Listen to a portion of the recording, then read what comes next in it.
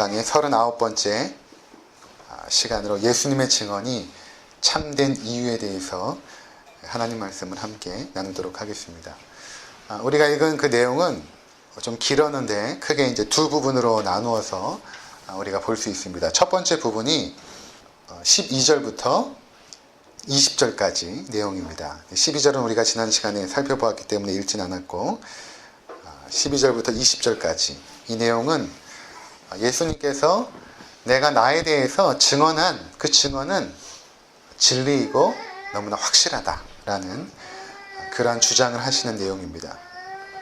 그리고 이제 두 번째 부분은 20절부터 30절까지 내용인데 여기서는 너희가 나의 증언을 믿지 않으면 내가 나에 대해서 증언했던 이 증언을 믿지 않으면 결국에는 죄 가운데에서 죽는다라는 아주 강한 그런 선포를 하고 있는 그런 메시지인 것입니다. 그래서 우리가 그 7장부터 8장에 오는 동안 예수님께서 자신에 대해서 뭐라고 주장하셨는가 두 가지로 우리가 살펴보았죠. 첫 번째는 나는 생명수다. 목마른 자들아 다 내게로 오라. 그렇게 말씀하시면서 그 배에서 생수의 강이 흘러날 것이다. 내가 바로 그 성수에서 흘러나오는 그 생수의 강이다. 이렇게 예수님께서 7장에서 말씀하셨습니다. 그리고 8장에 가서는 나는 세상의 빛이다. 이렇게 이제 말씀하셨던 것입니다. 그래서 이 두 가지 나는 생명을 주는 그 생수의 강이고 생명수고 또 나는 세상의 빛이라는 이 두 가지 주장이 바로 초막절을 배경으로 하여서 그렇게 선포되었던 것입니다. 그러니까 예수님께서 이런 말씀을 지금 성전에서 하셨는데 오늘 본문에 이제 보면 성전에 있는 그 헌금궤가 여러 군데가 있었는데 그 헌금함 앞에서 하셨던 것입니다. 그랬더니 그 이야기를 듣고 있던 바리새인들이 그것은 옳지 않다. 네가 너에 대해서 그렇게 주장하는 것이 그게 과연 합리적이고 올바른가? 그렇게 지금 따지고 나온 것입니다. 근데 이러한 바리새인들의 주장은 어느 정도 일리가 있죠. 내가 나에 대해서 나는 이런 사람입니다 라고 주장하는 것은 사실은 주관적인 것입니다. 누군가 나에 대해서 이 사람은 이러이러한 사람입니다 라고 말하면 우리가 믿을 수 있겠지만 그렇지 아니하고 나는 이런 사람입니다 라고 말하면 그것은 주관적인 자기의 생각일 뿐이죠. 그래서 구약의 율법에도 어떤 일이 정말로 사실인가를 밝히기 위해서는 반드시 두 사람 이상의 증인이 필요했던 것입니다.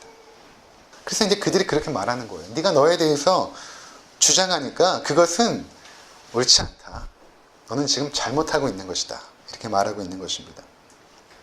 이것에 대해서 이제 예수님께서 이렇게 말씀하시는 거예요. 뭐라고 말씀하시냐면 14절을 한번 보시기 바랍니다. 예수께서 대답하여 이르시되 내가 나를 위하여 증언하여도 내 증언이 참되니 나는 내가 어디서 오며 어디로 가는 것을 알거니와 너희는 내가 어디서 오며 어디로 가는 것을 알지 못하느니라. 이제 예수님께서 이제 두 가지로 내가 나에 대해서 증언하여도 그것이 옳다라는 것을 설명을 하시는데 그 첫 번째가 근거가 무엇인가 하면 나는 내가 어디로부터 와서 어디로 가는지 안다라는 것입니다. 반면에 너희들은 모른다라는 것입니다. 이것이 어떻게 자기를 주장할 수 있는 그 근거가 될까요?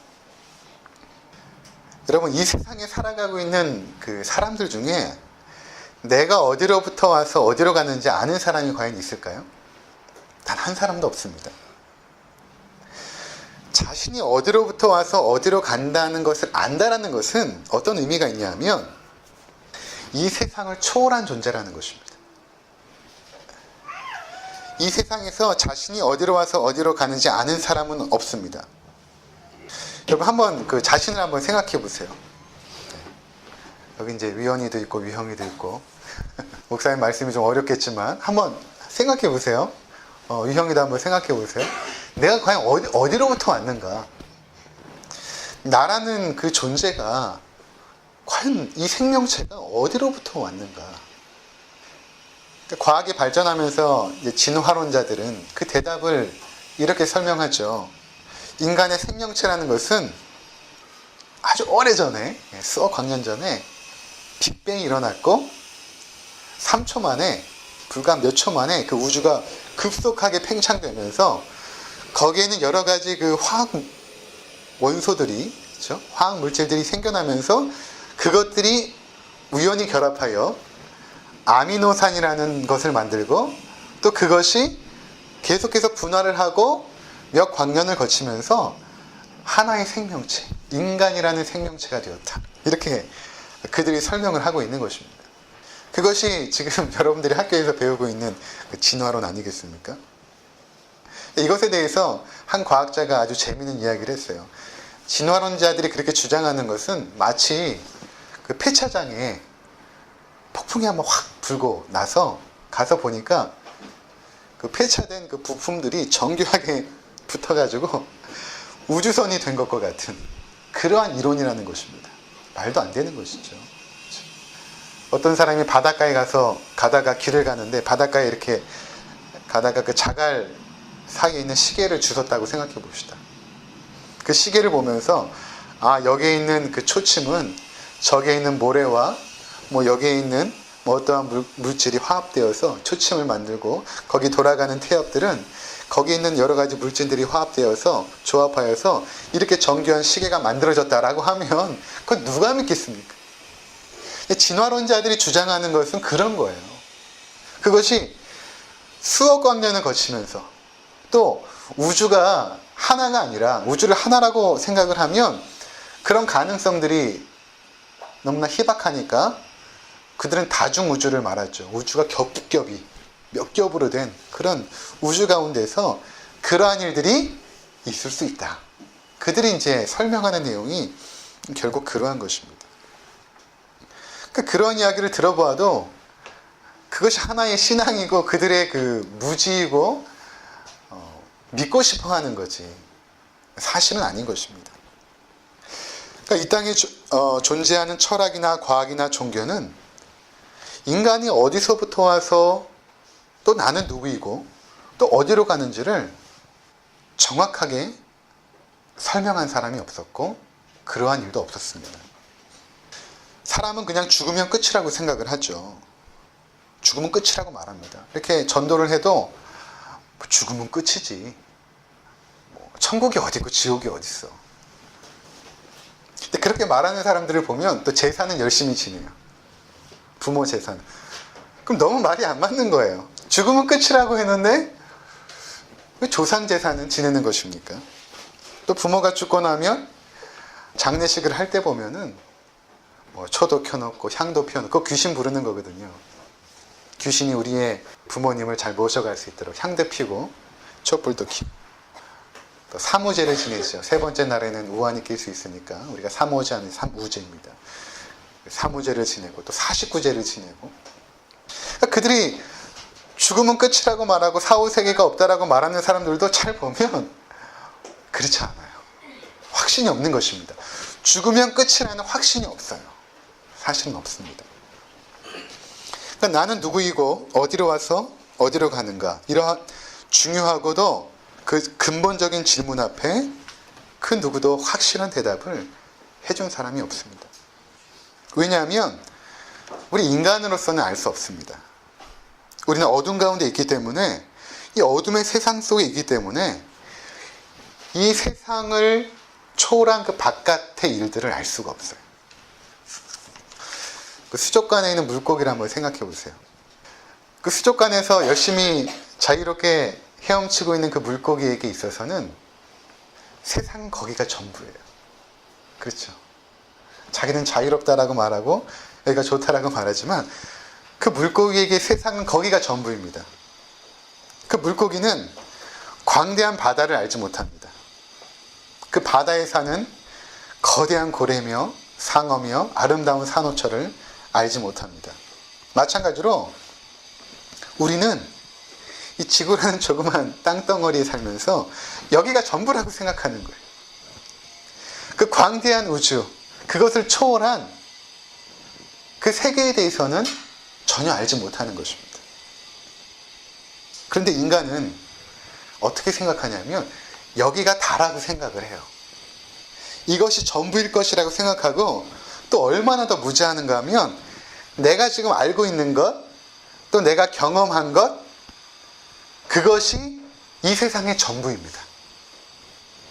마치 수족관에 헤엄치고 있는 물고기와 같은 그런 존재들이 바로 우리들인 것입니다. 그러니까 인간 너머에 무엇이 있는지 알 수 없어요. 인간 세상을 초월하여서 그 너머에 무엇이 있는지 알지 못하죠. 그래서 대부분의 사람들이 어떠한 판단을 할 때 하나님은 이렇다, 또 죽음은 이런 거야, 또 인생은 이런 거야 라고 말하는 것은 그냥 자기의 수준에서 그 수준의 한계만을 드러내는 것 뿐입니다. 그래서 예수님께서 이렇게 말씀하시는 것입니다. 너희는 알지 못한다. 어디서부터 와서 너희가 누구이고 또 어디로 가는지 알지 못하지 않느냐. 그런 너희가 나에 대해서 판단하는 것은 옳지 못하다라는 것입니다. 왜냐하면 예수님은 그것을 알고 계시거든요. 예수님께서 어디로부터 와서 어디로 가는지 안다는 것은 무슨 의미겠습니까? 그것은 처음에 말씀드린 것처럼 이 세상을 초월하신 분입니다. 세상을 초월한 존재라는 것입니다. 혹시 여러분 그 중학교 때 국어 공부할 때 전지적 작가 시점이라는 것에 대해서 배워본 적 있죠? 그렇죠? 그러니까 이 전지적 작가 시점이라는 것은 작가가 어떤 작품을 쓸 때에 자기가 인물을 구상하고 거기에 있는 모든 사건들을 구상을 하죠. 그래서 그 작가의 시점에서 그 안에서 활동하는 모든 인물들의 삶의 전과정을 다 합니다. 전지적 작가 시점이 아니면 이런 거예요. 이제 시 공간 안에서 제한된 삶을 살죠. 우리는 교회 안에 있을 수 있지만 집에 있을 수는 없죠. 집에서 무슨 일이 벌어지는지 알지 못해요. 근데 전지적 작가 시점은 작가가 그 글을 쓰고 있는 그 인물이 비록 교회에서 예배를 드리고 있지만 집에서 무슨 일이 일어나는지도 알고 있습니다. 그 책을 초월하여서 그 작품 세계를 초월하여서 그 작품 안에 들어있는 모든 것을 알고 있는 존재가 바로 작가인 것입니다. 작가는 철수가 학교에서 공부하고 있는 동안에 집에서 어머니가 청소를 마치고 TV를 켜고 무슨 드라마를 보고 있는지 알고 있습니다. 작가는 자신의 책 속에 등장하는 모든 인물들이 누구이고 어디서 왔으며 어떤 인생을 살게 될 것이고 어떻게 죽게 될 것인지 다 알고 있어요. 모든 것을 알고 있습니다. 여러분, 예수님은 우주를 창조하신 하나님이십니다. 그래서 요한복음 1장에 이렇게 시작합니다. 태초에 말씀이 계시니라. 이 말씀이 하나님과 함께 계셨으니 이 말씀이 곧 하나님이시라. 그가 태초에 하나님과 함께 계셨고 만물이 그로 말미암아 지은 바 되었으니 지은 것이 하나도 그가 없이는 된 것이 없느니라. 하나님께서 천지 만물을 창조하실 때에 성삼위 하나님께서 동역하지 않았습니까? 그때에 그 우주 만물은 예수 그리스도를 통하여 창조되었다는 것입니다.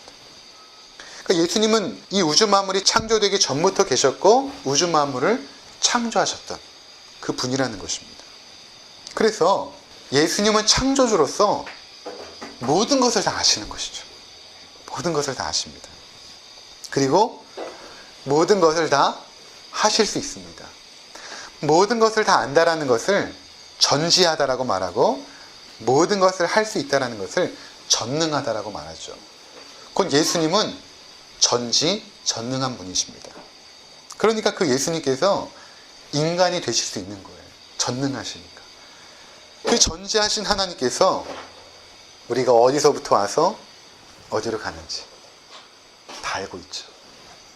그렇기 때문에 예수님께서 자신에 대해서 주장하신 그 내용이 진리라는 것입니다. 예수님께서 하신 모든 말씀은 진리입니다. 거짓이나 오류가 하나도 없는 것입니다. 이것이 첫 번째로 예수님의 자기 주장이 진리인 그 이유가 된다는 것입니다. 두 번째로 예수님의 자기 주장이 진리인 이유는 하나님이 증거하시기 때문입니다. 18절을 한번 보시기 바랍니다. 내가 나를 위하여 증언하는 자가 되고 나를 보내신 아버지도 나를 위하여 증언하시느니라. 예수님께서 예수님 자신에 대해서 증언하여도 그것은 진리거든요. 그건 방금 설명을 드렸습니다. 근데 그 당시 사람들은 율법에 의해서 그러면 두 사람 이상의 증인이 있어야 되는데 과연 있느냐? 주님은 굳이 두 사람 이상의 증인을 필요하지 않지만 너희가 과연 그렇게 생각하면 또 한 분의 증인을 내가 내세울 텐데 그가 누구냐 하면 바로 하나님이시다 라고 말씀하고 있는 것입니다. 자, 그렇다면 하나님이 예수님을 어떻게 증언하십니까? 그것은 여러분 이 성경이 하나님의 말씀 아닙니까? 우리가 이것을 하나님의 말씀으로 믿습니다. 이 성경이 증언하는 것이 무엇인가 하면 예수님이에요. 그것을 우리가 정확하게 알 필요가 있습니다. 죄인인 인간은 하나님을 알 수가 없죠. 그래서 인간들이 하나님에 대해서 이렇다 저렇다 말하는 것은 다 자기의 생각에서 나온 거예요. 우리를 창조하신 하나님을 우리가 알 수 없기 때문에, 그렇죠? 창조주를 알 수 없다라는 것은 어떤 의미냐면 나를 모른다라는 거예요. 하나님이 나를 만들었기 때문에 하나님이 왜 나를 만들었는지 알아야 되지 않습니까? 근데 창조주를 모르니까 결국 나를 모르는 거예요. 그런데 하나님께서 자신이 누구인지를 알리시기를 기뻐하셨다는 것입니다. 내가 누구인지, 하나님이 누구인지, 그리고 너희들은 어떤 존재인지를 알리기를 원하셨다는 것입니다. 이것을 신학적인 용어로 뭐라고 말하냐면 계시라고 말합니다. 하나님께서 자신이 어떤 분인지 그리고 하나님의 뜻이 무엇인지를 우리에게 나타내 보이신 것, 그것을 계시라고 말하는 것입니다. 그런데 하나님이 우리를 어떤 방식으로 알려주셨는가 하면 우리가 가장 잘 이해할 수 있는 방식으로 알려주신 것입니다. 그것은 인류 가운데 처음에 한 사람 아브라함을 선택하시고 그를 통하여 한 민족을 선택하시죠. 그리고 그 민족의 역사 가운데 개입하십니다. 그들의 삶에 개입하세요. 그리고 그들과 함께 동행하면서 하나님이 어떠한 분이신가를 알려주셨다는 것입니다. 그러니까 우리가 어떤 인물에 대해서 알려고 할 때 예를 들어 세종대왕이 누구인가라고 공부하면 몇 년도에 태어나서 몇 년도에 돌아가시고 그분의 업적은 무엇이고 어떤 삶을 살았는지 이렇게 공부하지 않습니까? 근데 여러분 이러한 지식은 세종대왕을 아는 게 아니에요. 그러니까 우리가 어떠한 인격체에 대해서 하나님은 인격체인데 하나님이시면서 인격체예요. 그렇죠? 그래서 우리가 하나님을 하나님 아버지라고 부르는 것입니다. 초월주이시면서도 우리와 함께 하시는 인격적인 분이시거든요. 그래서 그분의 아버지라고 또 불러요.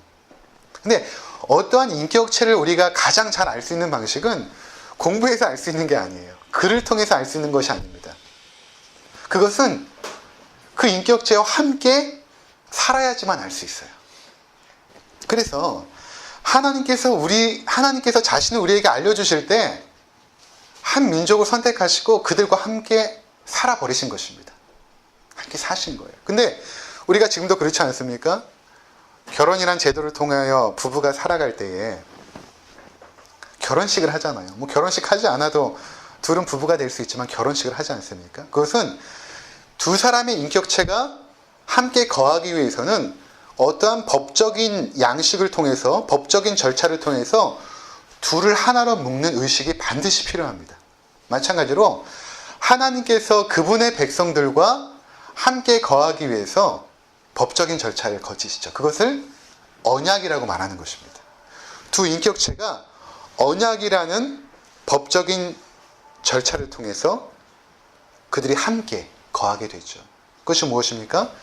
나는 너의 하나님이 되고 너희는 나의 백성이 될 것이다. 그것을 시내산에서 맺게 된 것입니다. 시내산에서. 그들과 함께 거하는 거예요. 그래서 우리가 이렇게 결혼을 하면 신혼방을 꾸미는 것처럼 성막을 만드시죠. 그 성막이 하나님과 함께 거하는 장소였어요. 그렇죠? 그리고 하나님의 백성으로 살 수 있는 여러 가지 율법들을. 하나님은 거룩하기 때문에 죄인들과 함께 거할 수 없으니까 그 죄가 사함받아서 나와 살 수 있는 그런 율법들, 제사법들, 이런 것들을 하나님께서 그들에게 말씀해 주셨다는 것입니다. 자, 이렇게 하나님께서 그들과 함께 거하면서 하나님을 알려주신 거예요. 그리고 그 하나님이 어떤 분이신지를 기록하게 하신 것입니다. 그것이 바로 이 성경책이에요. 그러니까 성경책을 우리가 하나님의 말씀이다 했을 때 그러한 의미인 것입니다. 하나님께서 그의 백성들과 함께 거하시면서 그분이 어떤 분인지를 나타내신 것. 그것이 이 성경책이라는 것입니다. 그래서 창세기부터 요한계시록까지 우리가 쭉 읽어보면 하나님께서 자신을 나타내시고 알려주실 때에 가장 중요한 것을 알려주세요. 그것이 무엇인가를 봤더니 일관되게 흐르는 아주 중요한 주제가 있었다는 것입니다. 그것이 바로 예수가 그리스도다 라는 그 진리를 처음부터 끝까지 일관되게 하시는 거예요. 예수가 하나님이시고 예수가 너희의 구원자다. 이것을 말씀하고 계셨다는 것입니다. 그래서 누가복음 24장에 보면 이런 장면이 나와요.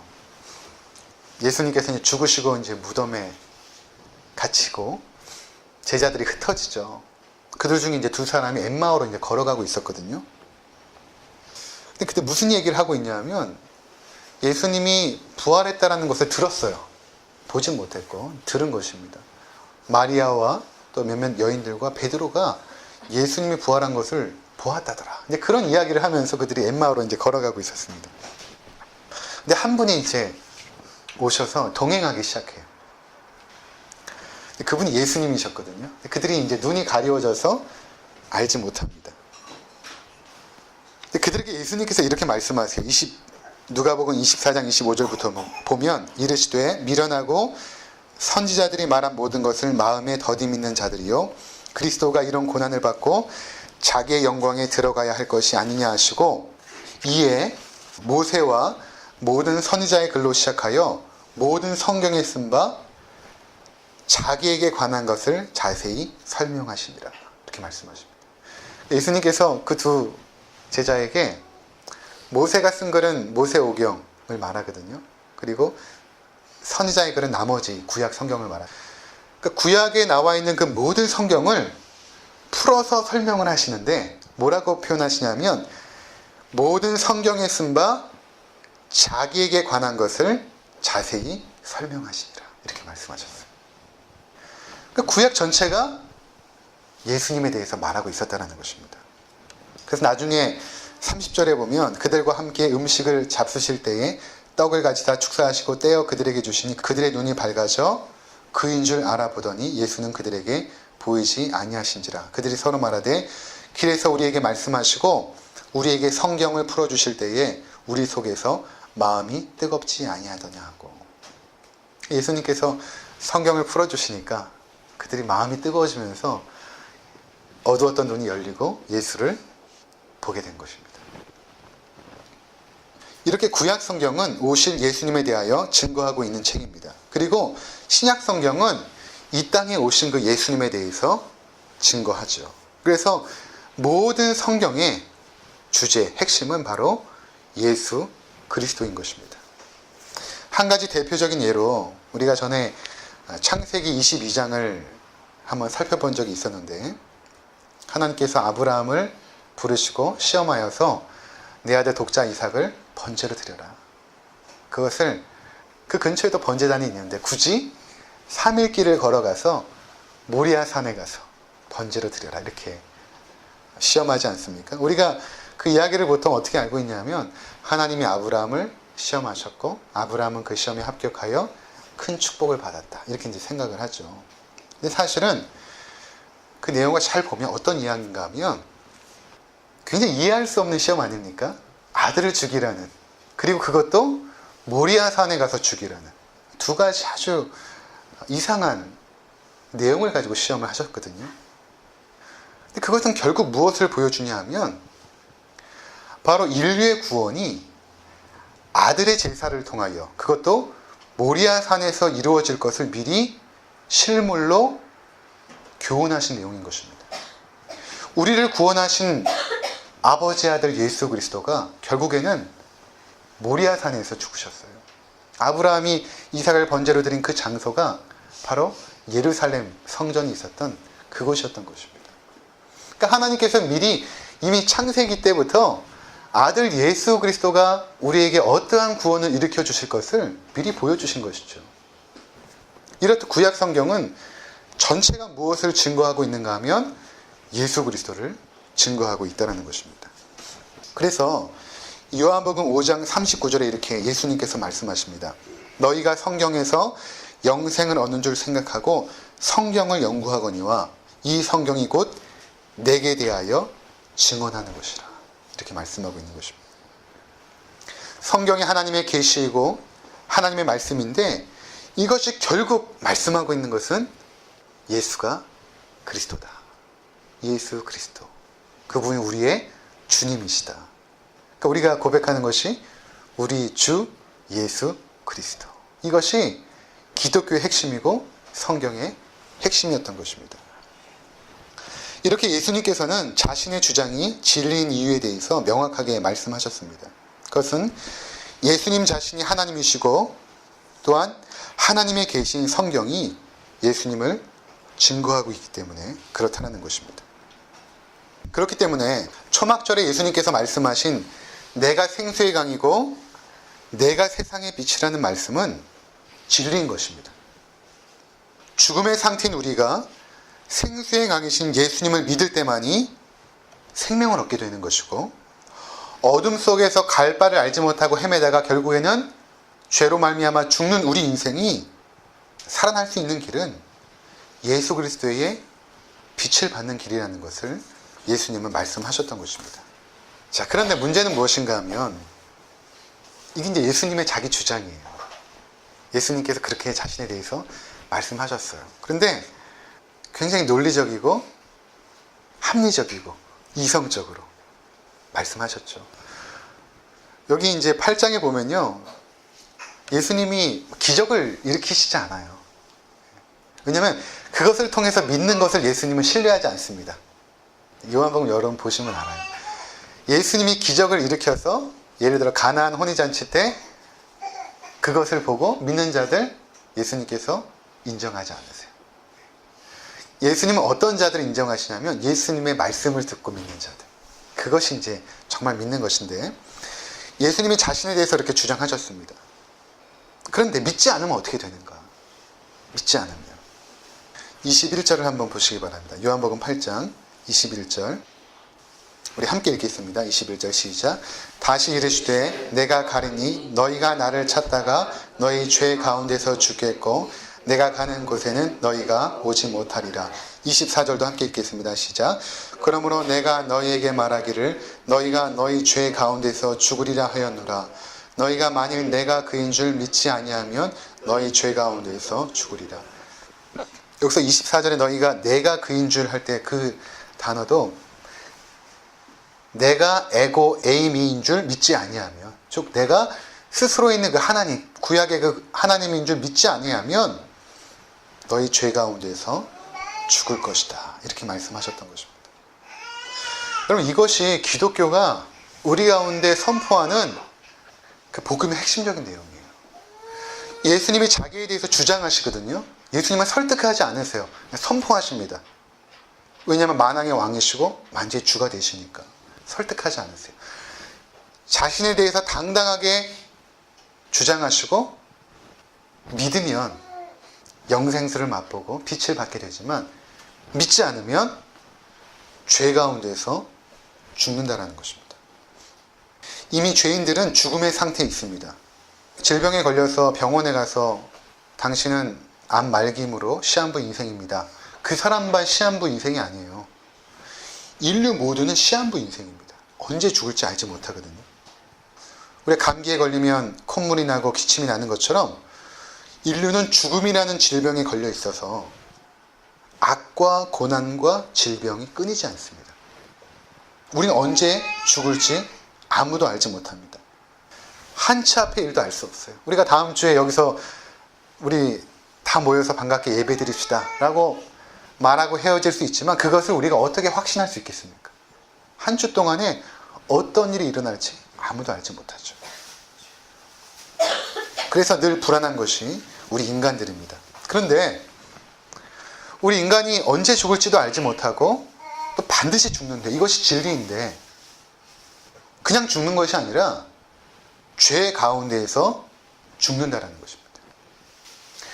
죄인으로 태어나서 평생 죄를 짓다가 결국에는 죄 가운데에서 내가 지금 그 죄를 끌어안고 죽는다라는 것입니다. 그렇다면 그러한 죄인들이 갈 곳은 너무나 명확한 것입니다.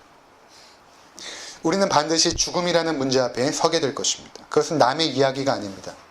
또 먼 미래에 일어날 일도 아니에요.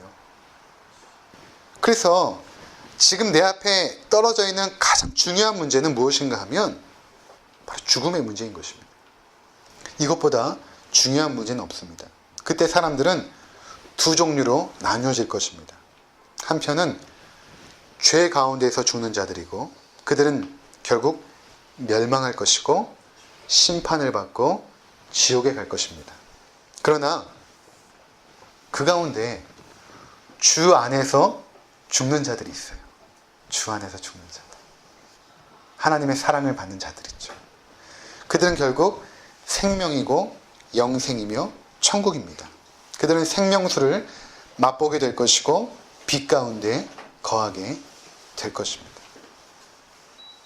여러분들은 지금 어느 자리에 있습니까? 주 안에서 죽는 자들입니까? 아니면 죄 가운데서 죽는 자들입니까? 예수님께서 이렇게 강하게 선포하셨어요. 그랬더니 많은 사람이 믿게 되었다. 이렇게 말하고 있습니다. 근데 공부를 해보니까 그 믿음이 진짜 믿음이 아니었어요. 정말로 예수님의 그 말씀 앞에 믿음을 가지고 나오는 그 몇몇 무리들. 그들은 하나님의 은혜를 입고 하나님의 사랑을 입어 선택되어진 참으로 보배로운 그분의 자녀들인 것입니다.